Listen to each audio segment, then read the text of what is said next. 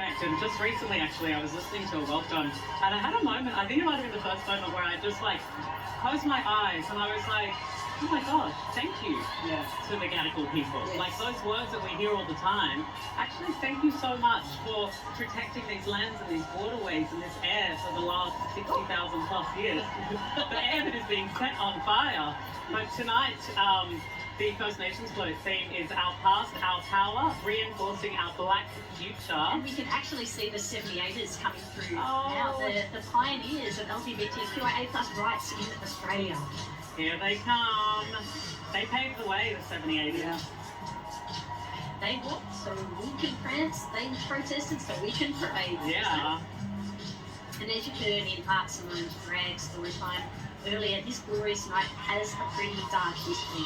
In 1978, this group gathered right here in Taylor Square to march down Oxford Street protesting for queer rights. The night tragically ended in police violence and 53 people were arrested and beaten in Darling Cross Police Station cells, which is actually just behind us here at Taylor Square.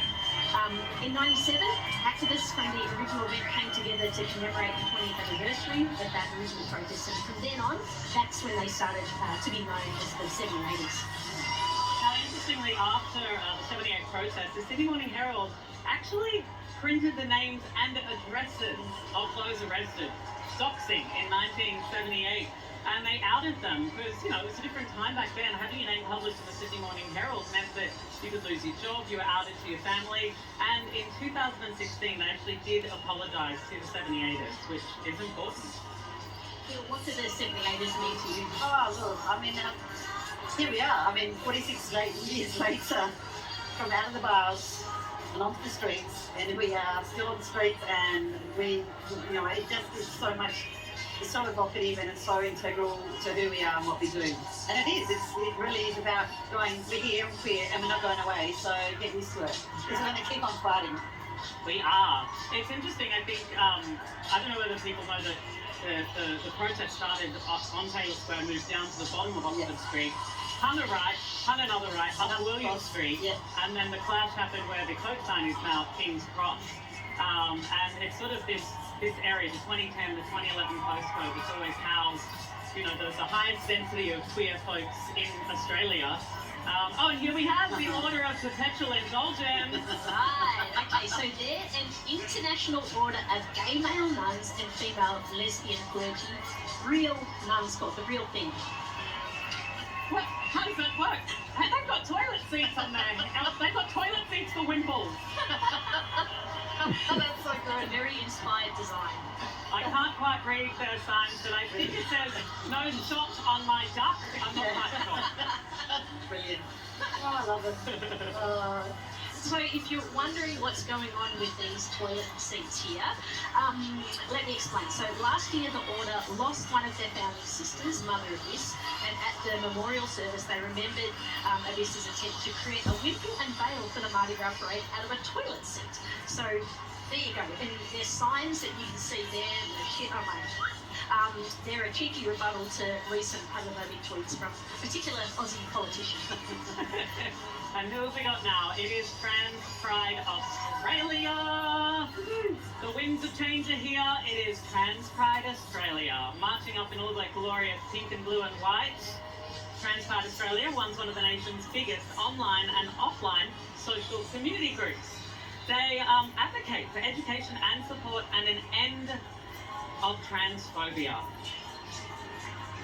Look at those wings, they are glorious.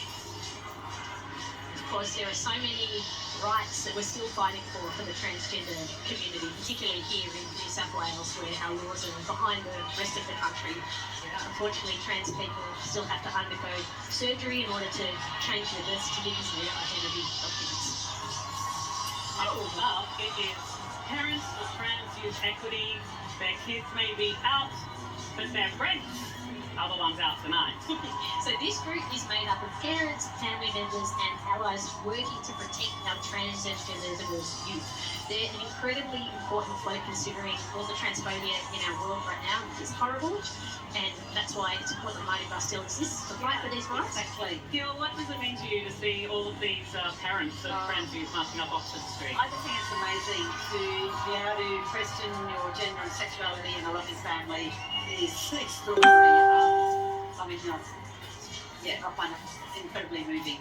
When I was a young bloke, that wasn't quite how my childhood was, so I think the way that we now approach these things with such love and care and embracing the difference is a brilliant thing. It's the way the world needs to move. Yeah, makes the world a better place. Yeah. Now we're looking at People with Disability Australia, made by and for queer people with a disability. This is our peak national body for people with all forms of disability. Tonight they're proudly wearing their slogan, Ordinary People, which is their way of challenging the perception of people with a disability. Rainbow families! When I grow up, I want to be on the Rainbow Family flag. They're marching for the 9th year, and for those who don't know, Rainbow Families is a non-for-profit charity committed to reducing suffering and disadvantage for LGBTQIA+ families. Tonight, their theme is When I Grow Up. You can see firefighters, doctors, tradies, dancers, pilots, academics, sports people, maybe even a drag queen. All sorts.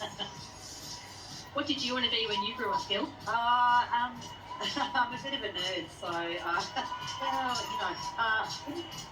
there's so many things. The CEO of the Sydney Gay Lesbian Well, Mardi. actually, seriously, it probably was one of the things I wanted to grow up and be. It's a tick. And, I so love it. God, I love it. This is amazing.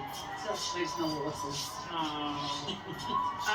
Mon, you have been supported by Rainbow Families. How was that? Oh, well, yes, that is true. So about 14 months ago, my partner and I and our baby, we became a Rainbow family. So yes, Tara and I are both new parents. Tara and little Indy are watching at home. Hi! But Rainbow Families were fantastic. We went to a weekly playgroup and it was just amazing to be able to connect with other queer parents. It was a really beautiful space for our kids to play and meet other children, and it was just so affirming. Now we also see Rainbow Families Regional, and now on the screen we've got Gay Dads Community. It's proud Papa Bear Parade, the Gay Dads. So supported by Rainbow Families, this crew consists of gay dads and also gay men thinking of starting their own family. Courtney, plan on being a gay dad? I absolutely do not ever plan on being a gay dad. I am comfortable being a single person with no children. I can go wherever I want, whenever I want, but I do salute those who have children. But I can hit you up for some babysitting You duties can hit me sometime, up right? for babysitting. Wonderful. Auntie Courtney. Uncle Courtney. Gil, what's your best dad joke? Wow, I've got so many. I get such a struggle with telling them. They're so bad. I can't even share them. I would just embarrass myself. But yeah. Look, I'm a parent as well. I think that's a good start. Okay. Yeah. Be a responsible parent. Yes. I do make that family. Well, kia ora, we're now looking at It's Haka for Life. Now we are, I think it's going to be a performance on Taylor Square. I'm guessing it's a haka. I don't know. But Haka for Life is a suicide prevention charity. Here we go. It's going to be a huge performance.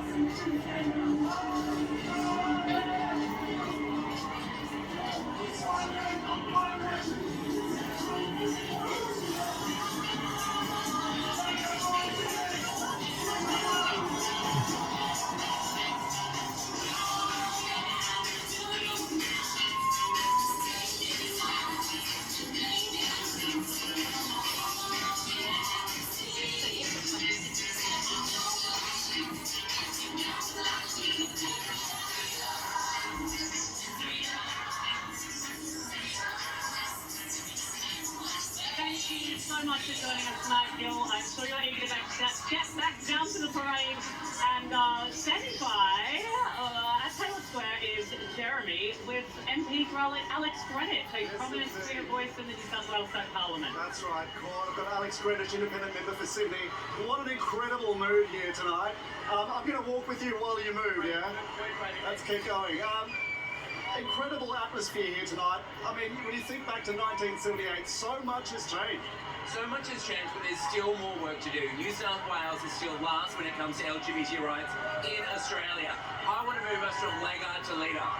Now, you've been spearheading legislation in the New South Wales Parliament to address those imbalances experienced by LGBTQIA+ people. What drives your advocacy?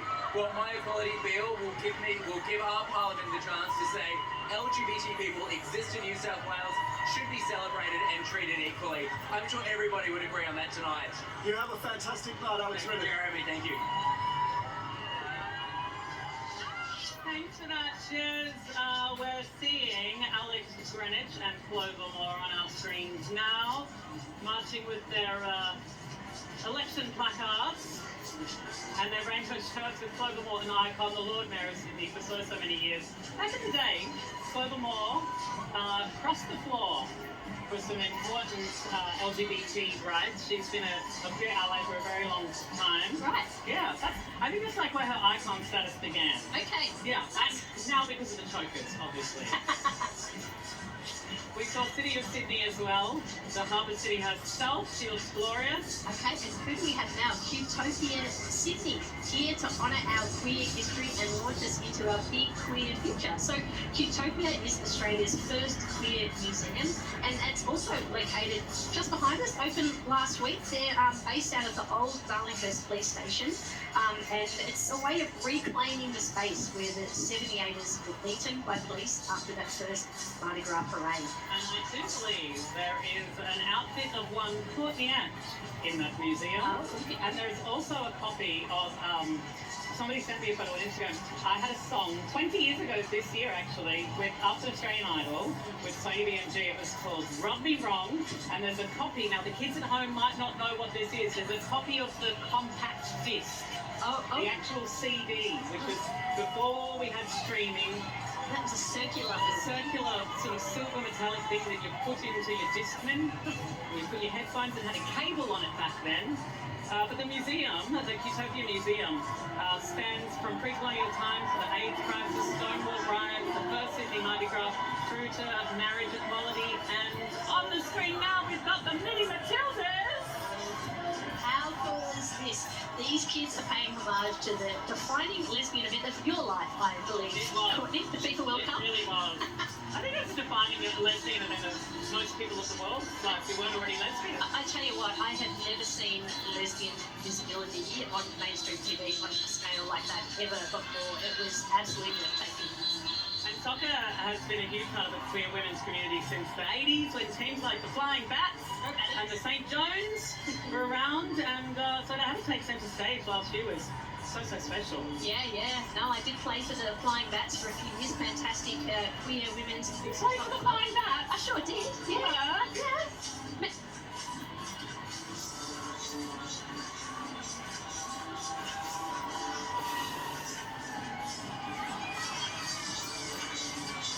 Okay, so coming up, Football Australia, let's check in with our biggest soccer fan now. How's it going, Mel? It's me, Mel Buttle. I just saw the Football Australia flight go past, and I said,